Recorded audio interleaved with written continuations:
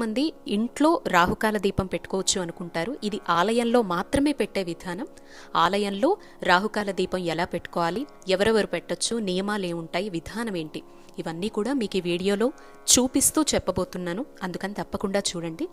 రాహుకాల దీపం అంటే నిమ్మకాయ దీపం అని చెప్పి పిలుస్తారు. ఇది దుర్గమ్మకు మాత్రమే పెట్టేటువంటి దీపం.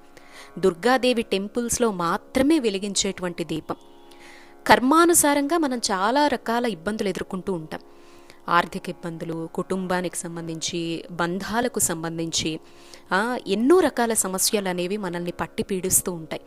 అన్నిటికీ ఏకైక పరిష్కార మార్గంగా అమ్మవారు పిలిస్తే పలికేటువంటి, అంటే ఈ ఒక్క దీపం వెలిగించి కొన్ని వారాల పాటు మొక్కుకొని టెంపుల్లో ఎవరైతే వెలిగిస్తారో అసలు ఇది వెలిగించిన తర్వాత తీరనటువంటి కోరికే ఉండదండి.